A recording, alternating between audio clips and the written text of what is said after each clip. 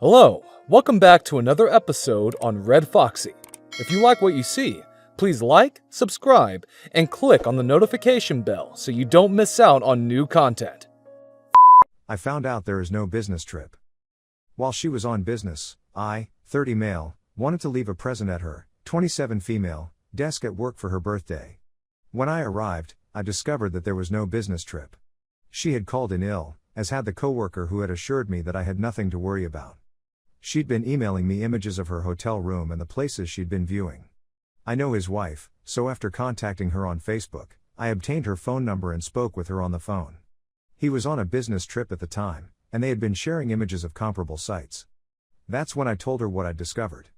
She remained quiet for a few moments before telling me that he had cheated on her several times and that she had been working on serving him with divorce papers while pretending to be reconciled. She apologized sincerely, but none of this was her fault. She phoned their place of employment on her own to find out. They all said the same thing: he phoned in sick.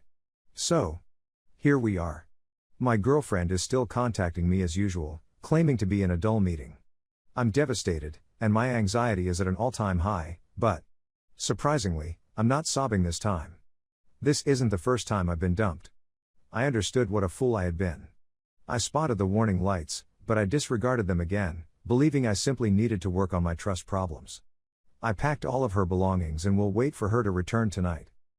Update 1. App's wife verified that the papers would be served on Monday and that she isn't concerned about any fallout from my addressing my ex. As a result, I confronted her. I'll paraphrase: I know you're not on a business trip. I packed your belongings and placed them outside for you. You'll have to arrange your own transportation from the airport. I am hurt and angered that all we had accomplished together was meaningless to you. I'm hoping he was worthwhile. I'm all screwed up in my brain right now, so I'm not sure when the next update will arrive, but I'll make sure to do so. I appreciate all of the ideas, comments, and words of encouragement. I disabled her number because she was blowing up my phone. When her sister attempted to contact me, I told her of the situation. She's taken aback, ashamed, and outraged. She will pick up my ex from the airport and assist her with her luggage. I have her extra key, so I don't have to be concerned about my safety. Someone advised taking a break from everything. I may do it, but first I need some time to recenter myself. I got a panic attack. Out of habit, I almost phoned my ex as well. That understanding saddened me even more. This is terrible. Update 2. Their human resources department decided to investigate the query posed by AP's wife, let's call her Jenny, and they found that it sparked a red signal in their company's HR department. Makes sense, you would think a married woman would know her husband was sick at home. As a consequence, the cat has escaped from its cage. She told them what she knew about them. Because I'm my ex's emergency contact, they tracked my phone number and contacted me about half an hour ago to see how she was doing. She had called out sick and hadn't answered the phone in a few days when they tried to reach her. I also told them everything that happened. She was in no way unwell. She had purported to be on a business trip, but she had really lied to me about her whereabouts. She went on a vacation with that guy and is now committing adultery with him when I'm not looking. Nothing was held back. I suppose there is still a lot of pent-up energy that needs to be let out at some point. As a result, it is still in the works. Meanwhile, since I'm on the internet, I may as well keep you all up to date. In any case, Jenny phoned me soon after I texted my ex-boyfriend yesterday, and she immediately started blasting up my phone with the fact that AP had been calling her, being more chatty than normal, and eventually asked if anything was wrong and what she was doing. She agreed to go along with it. This lends a great deal of credibility to his and my ex relationship. Girlfriend's my ex-girlfriend and her sister came to pick up her items when they landed at the airport late last evening. They didn't knock, and I didn't open the door to greet them either. After they finished, they sat in their car for a little while. As they talked, I could see her sister's hand signals moving frantically behind her back. I'm not sure whether she was lecturing her or if she was just being rude. She seemed to be in a bad mood. Her ex was put to rest by her own hands, according to her. It wasn't long until she came out and knocked on my door. Many Redditors recommended me to just ignore her, but I made the decision that I wanted to talk with her personally. I was interested in hearing what she had to say about herself, and I was expecting to see her throughout the interview. What a dreadful performance by the cast. It was very painful. It didn't mean anything, says the narrator after lying, dodging, and gaslighting. She begged for a solution and pledged to restrict him from everything, including her phone, and to keep it unlocked at all times. She even made an effort to guilt trip me at one point.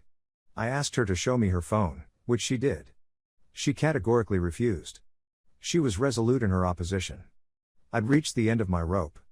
I told her to stay out of my way and not to get in touch with me again if she did. She burst into tears once again and asked me to hand her phone to me, which she eventually agreed to do. Everything was found using the Facebook Messenger application. Nudity and films are all on the menu.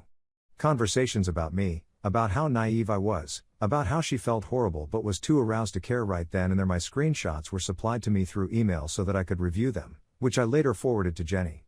I returned her phone and told her that everything had come to an end.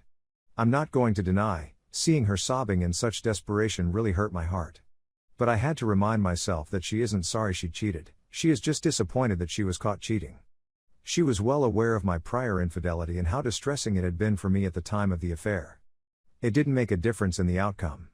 She was willing to take the chance of squandering 5 years of their life together. And for what purpose is it being used? It was then that I closed the door, spoke on the phone with my parents for a few minutes, and sobbed myself to sleep. I reassured Jenny that I was there to help her if she needed it, and that she was welcome to stay with me and my brother if she needed a place to rest her head. I'm already looking forward to what today will bring. On the time being, I'm at a loss for what to do with myself. I'm not even able to fall asleep again. Update 3, Jenny, AP's wife, notified me that both AP and my ex were sacked from their jobs. Not only that, but he was served with divorce papers on the same day. They got into a big fight, and he began smashing and bashing everything. He never touched her, yet she still feels unsafe in his presence. Her parents are in Korea, so she will be living with me until she can find a home of her own. My brother is now deployed, thus his room is empty. My ex, on the other hand, has moved back in with her parents and has been sobbing continually, according to her sister. She hasn't left the home in a long time and hasn't spoken to anybody. Her father apologized to me a few days earlier. Throughout the years I've known him, he's always been silent, cold, and aloof, but on the phone, he was quite friendly and provided me some much-needed words of comfort and advice. As for me, I'm not very good, but I understand that these things take time to iron out. I've been here before, yet it still hurts. 5 years squandered. She was my rock, the one person in this world I could turn to and open myself to, and now I can't. Was it worthwhile? Is that what all those 5 years have meant to you? She was such a good person, self-sufficient, diligent, and truthful. She always seemed to have her stuff together, and you could tell she was going far in life. Her enthusiasm simply made you want to keep your things together. But now it's as though I've forgotten who she is. Everyone is aware of what she did. I made a bad decision and opened up to someone with a large tongue. Her close pals are unhappy and accuse me of doing it on purpose to retaliate against her. I don't want to quarrel with those who were aware of her affair the whole time. One of them actually encouraged it. They never appealed to me. My ex was always so much above them that she appeared out of place. But now I know precisely where she got it. It's heartbreaking and disheartening to watch her slip that far. I'll start boxing with a buddy next week, and he'll also teach me on nutrition and how to eat better in general. I've been aching to try grilling, so I'm thinking of borrowing my brother's Weber and learning how to do it. I'm attempting to keep myself occupied. Because I work from home, everything reminds me of her. Someone recommended moving the furniture in the home. That's a fantastic concept, in my opinion. That's all the news I have for you. I don't expect much more, but if something important comes up, I'll provide an update.